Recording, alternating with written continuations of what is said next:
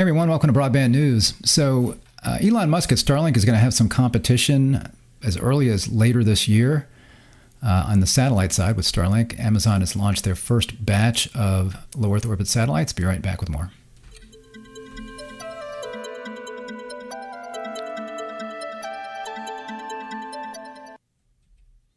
Hey there, thanks for joining me. This is Rick Husey with Broadband News with Zcorum. So as I mentioned, folks at Amazon Kuiper have launched their first batch of satellites, 24 satellites that launched yesterday into low Earth orbit satellites. So this will be to compete with SpaceX, Starlink, Elon Musk's initiative there as far as broadband via satellite. Obviously, Elon Musk has a big head start on this, but this does change the playing field a little bit. So I want to take a quick look at this story, read through this, and comment on it. So you see here, Amazon launches Project Kuiper satellites designed to compete with Elon Musk's SpaceX. This was launched on a Atlas V rocket Monday. So interesting here that Amazon has was it Blue Origin? Is that the name of they just sent the ladies up into space. So that I guess would be more for those kinds of space events. Whereas Elon Musk, in addition to doing, working towards going to Mars, he also has a business through SpaceX and launching satellites, including his own. So that's an advantage for him, I guess, is that he operates that and can launch his own satellite, broadband satellite. So you see here a batch of Amazon satellites hitched a ride to low Earth orbit, making the biggest stride yet in the tech giant's efforts to join a race to blanket the planet in connectivity beamed from space.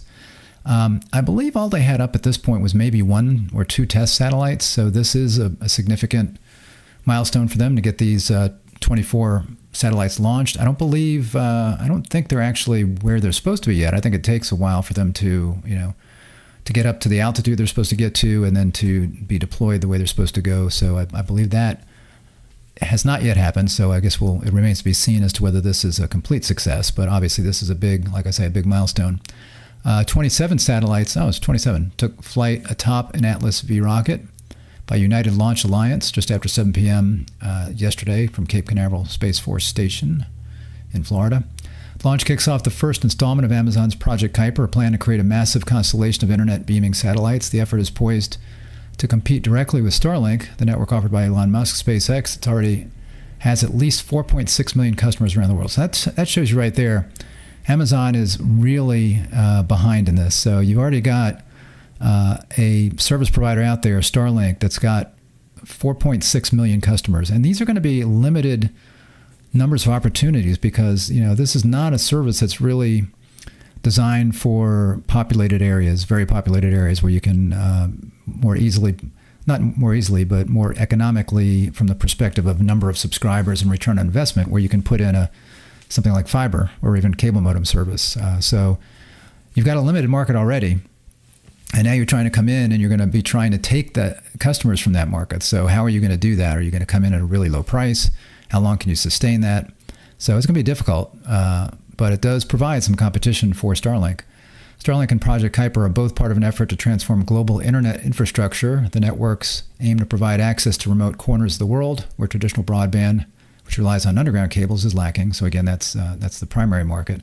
And interestingly here, this will be a possibility for BEAD. Obviously Starlink already has kind of a foot in the door on BEAD. And this is I'm not talking about just something where, we've got a new Trump administration in and, very friendly with Elon Musk. I'm just saying that states have already looked into and are considering, or in some of their plans, have already said that, we're going to be using satellite broadband service as a alternative where fiber is just not economical. And that's one of the services they can use. They can use unlicensed fixed wireless and satellite broadband as something that's not considered reliable broadband, but would be considered an alternative service they can use. So that's already something that Starlink is going to be able to take advantage of. And Kuiper could, if they can get enough satellites up to make it clear that when the programs roll out, that they'll be able to participate in that. And I guess it doesn't mean also that, if you award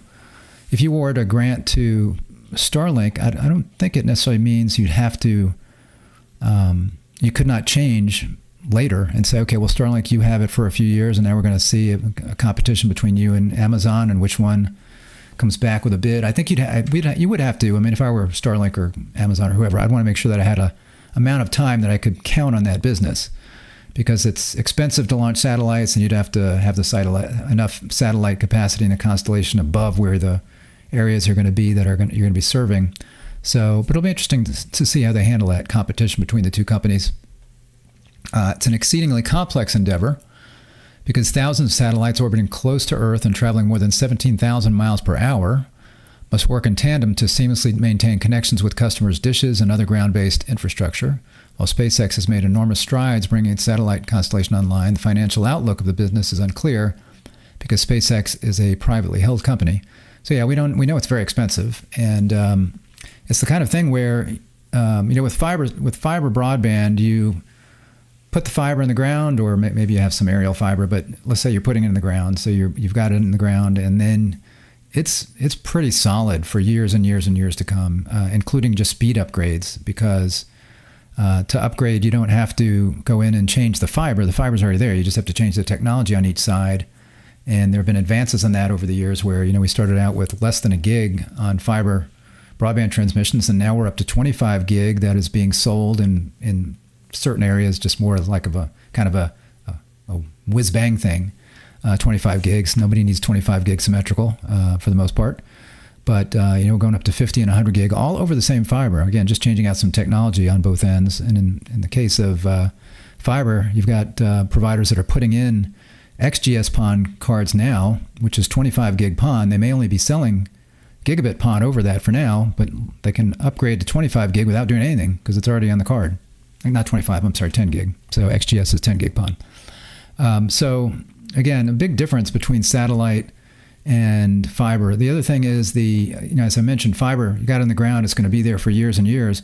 These satellites, I know Starlink's, the serviceable life on these are about 5 years, and it might be pretty much the same for Amazon Kuiper. So every 5 years or so, you're going to be deorbiting satellites. So you put up, if you launch 1,000 satellites in a year, then 5 years from now, you're going to be deorbiting 1,000 satellites. Now, I don't know if that's where they say, well, it's 5 years, we got to take them down now. It might be that the serviceable life is 5 years, and then as certain satellites start getting a little wonky up there from being in the cold of space and the radiation and the sunlight and those kinds of things, maybe they start to fail a little bit at a time, and you can take them down a little bit at a time. But in any event, you're constantly replacing them. So that is something for the business model that's kind of difficult, in that you have such a short serviceable life on that.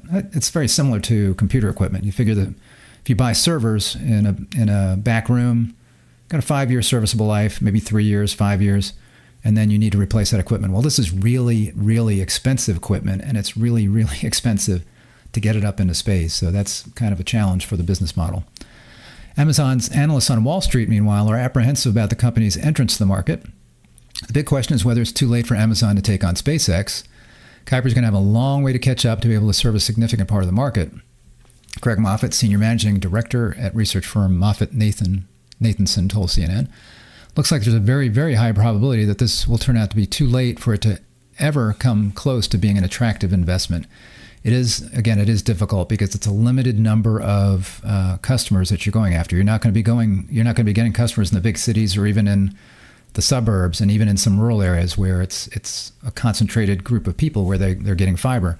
And interestingly enough, while satellite is an opportunity, BEAD is an opportunity for satellite, it also kind of can help kill opportunities for satellite, because there are a lot of rural areas today where people have satellite. They were on old DSL service, and there was not anything better. So there was not a good cable modem provider, and there was not fiber. So they got satellite, and they're thrilled with the service. But in a lot of these same areas where people have satellite today are going to be served by fiber once the BEAD program money is put out, unless the Trump administration does something really crazy and says that in some of these areas where the cost per location are high, that they say, okay, you can't go above this, you're going to have to do satellite. If they do something crazy like that, hopefully they won't, then that would change that formula. But for right now, again, a lot of these areas where people have got satellite, they're very happy because it's much better than what they had before.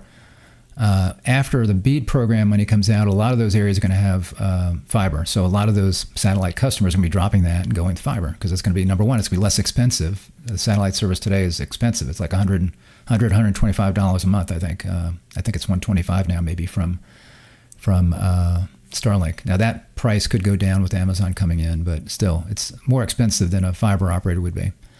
So that's another issue for Amazon. You're coming into a market where it could actually be shrinking, and then you've got a competitor in there that's really already pretty well entrenched. So would somebody switch from Starlink to Kuiper? They'd have to be a really attractive reason to do that, like a much better price. I don't think there's going to be much difference in the service that's offered.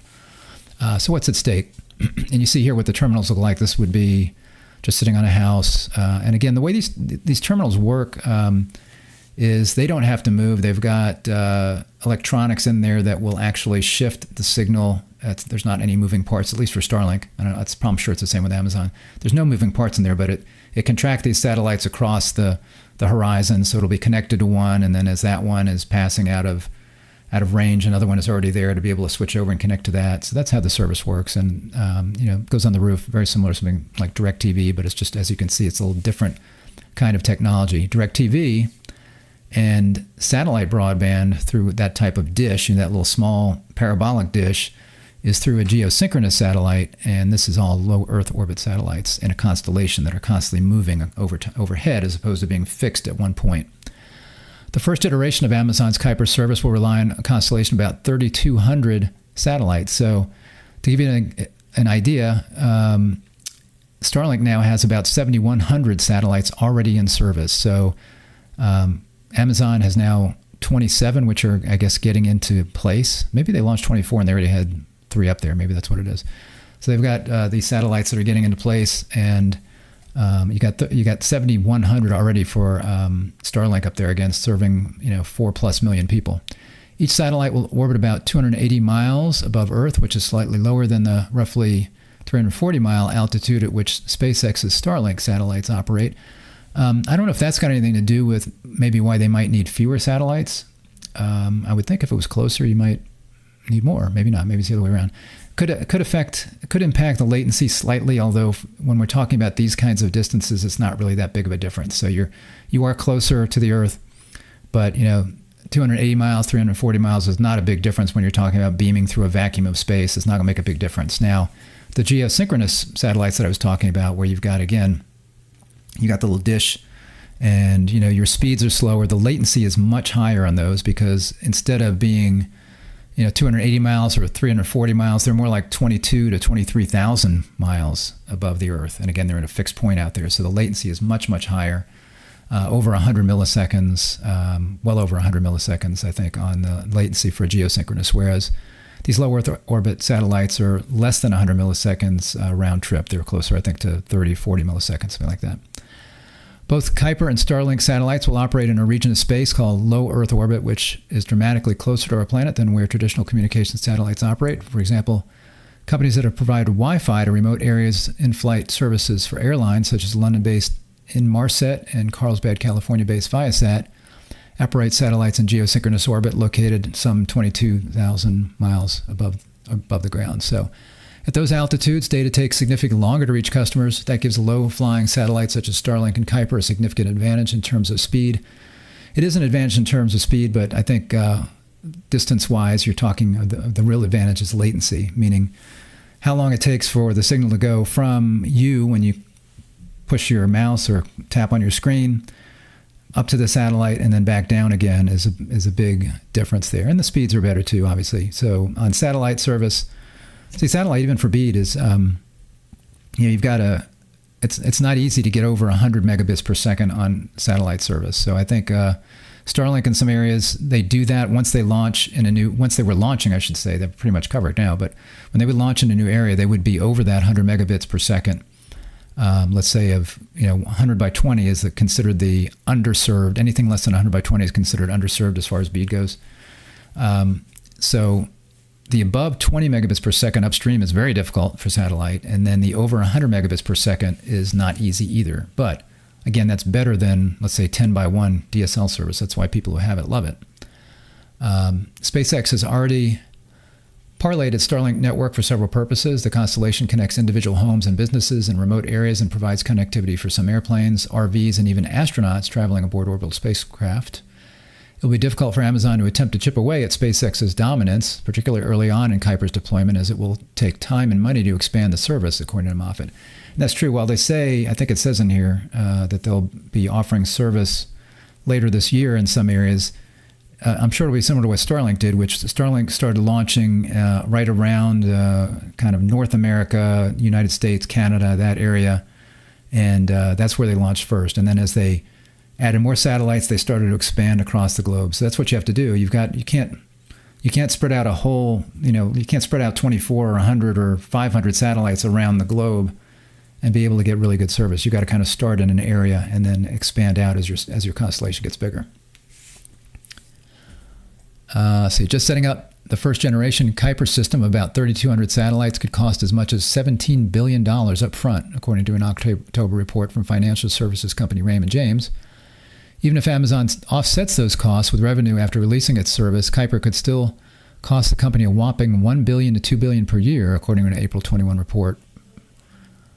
For his part, Moffett does not believe Amazon's calculus in competing with Starlink is sound. It's likely too late for Amazon to cash in on the United States' investments in expanding internet access. And I'm sure they're talking about BEAD there. I didn't click on that. But again, as they're launching satellites, they will be considered, I think, by states that are rolling out their plan. When a state comes out and they put out their plan and they say, we're going to use satellite as an alternative technology in these particular locations, they're not committing to Starlink. They're just saying this is where we want to use low Earth orbit satellite. So as Amazon Kuiper gets that up, it's very possible that the states will be able to look at both providers and award that to one or the other, or maybe they can split that up. And as I said, maybe it's something where they do rotating contracts, maybe 3 or 5 year contracts with a particular operator. Because again, unlike a service provider that's going to go in and build the infrastructure, these satellite companies aren't building anything specifically for an area. They might launch additional satellites to be able to cover more customers. They're going to have to do that anyway, wherever the customers come from. And they may concentrate more satellites in a particular area of space as they circle. They've got a circle, but as they're going over certain areas, they may concentrate more satellites in a certain area, kind of redeploy those if they have more customers due to the remote areas. But it's the kind of thing where, with a wired internet provider, you deploy the internet and then you get the grant that helps you build the internet. Right here, it's not helping them build the satellites and launch the satellites. It might give them some revenue to launch additional satellites, but it's not like some area, let's say a state, in a particular area of their state, they're going to say, okay, we're going to pay you to launch a certain number of satellites to cover this area. No, they're going to have different ways that they're funding this through BEAD. So I think there's still an opportunity for Amazon through BEAD to be able to somehow get a piece of that. Geopolitical concerns. SpaceX, Elon Musk has already found himself embroiled in geopolitics in ways he's openly said he does not wish to be because of Starlink. SpaceX has had to grapple, for example, with how and whether to provide services in war zones, and Musk has previously faced significant backlash over his comments about Ukraine. Now, he did come in early in the war in Ukraine and provided communication services through Starlink. So he did that. Now, he's kind of on Team Trump, and Team Trump seems to be, not wanting to help Ukraine, so there could be something there, and he's getting backlash over that. At the face of Amazon, Jeff Bezos may be a welcome billionaire alternative to Musk on the international scene, given Musk's increasingly hardline politics and participation in the current Trump administration. So yeah, that just signing up to help with the Trump administration, and it's kind of crazy too, because a lot of what he's doing, I'm all on board for, as far as looking into waste and fraud and abuse, those kinds of things. Now they're kind of taking a chainsaw to it, as we saw kind of an image of him with the chainsaw on stage, but they're kind of doing it a little bit fast for my taste and a little bit recklessly at times. But I'm very happy that somebody's looking at programs that we should not necessarily be paying for when we're trillions of dollars in debt, because that trillions of dollars in debt is getting serious and it's going to catch up with us. So I'm glad somebody's looking at that, but the way it's played out in the media, it's not good for him or his company, maybe for those kinds of things. So I certainly imagine that NATO and Ukraine are at least quietly dancing for joy about the idea of having someone other than Elon Musk in the position of providing capacity. And I would think it's good to have more than one company, period, to be able to go out there and help with this. Still, there are alternatives such as London-based OneWeb, which is building its own satellite internet constellation. And for national security reasons, the European Union's member nations and the United Kingdom may opt to bolster their own capabilities rather than relying on U.S.-based services. So there's a third constellation that's being put up by OneWeb. That one, if I recall, is less about offering consumer internet and maybe more, as you see here, just internet for the governments in Europe and other kinds of special things there. I think more commercial opportunities.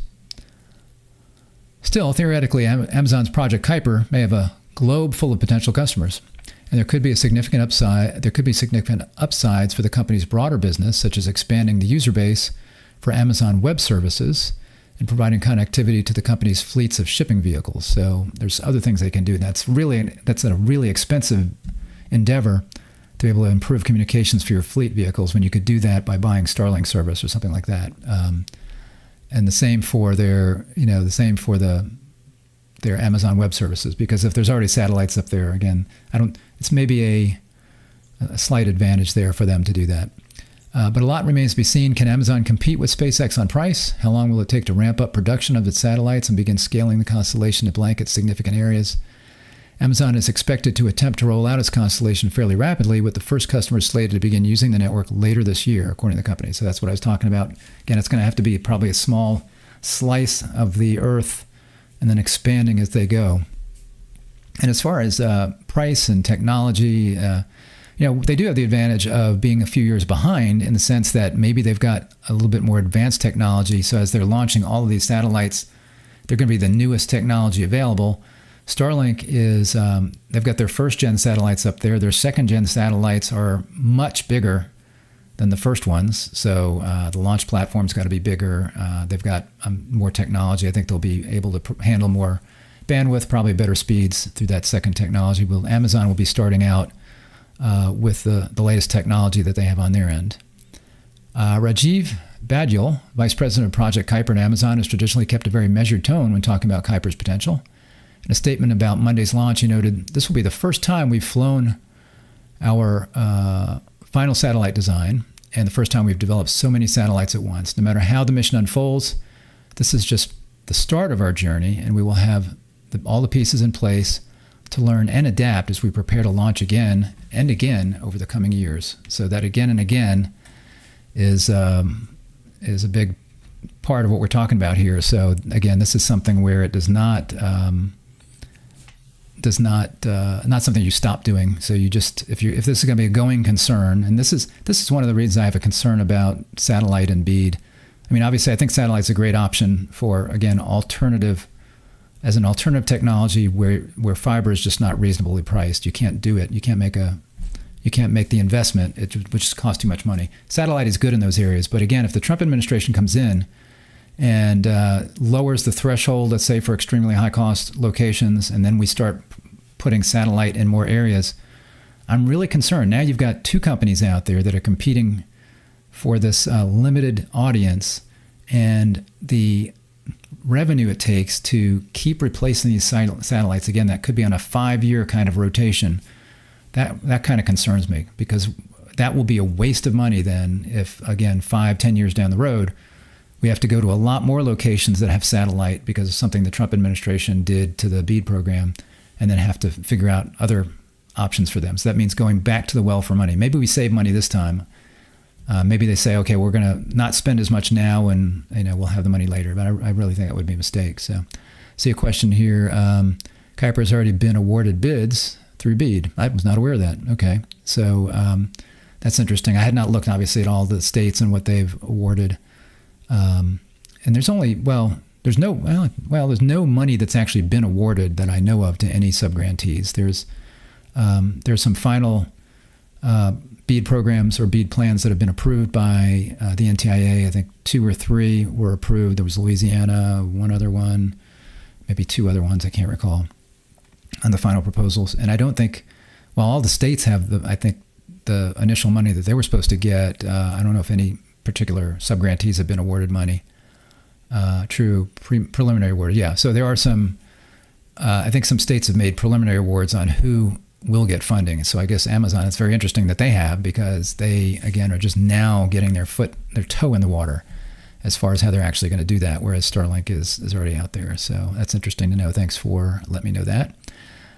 So thanks for joining me today. Hopefully this was interesting. If so, if you give me a like on the video, I'd appreciate it. And if you're not subscribed to our channel, go ahead and click the subscribe button, and you will be notified when I'm live. I appreciate you joining me today, and I'll see you next time. Bye-bye.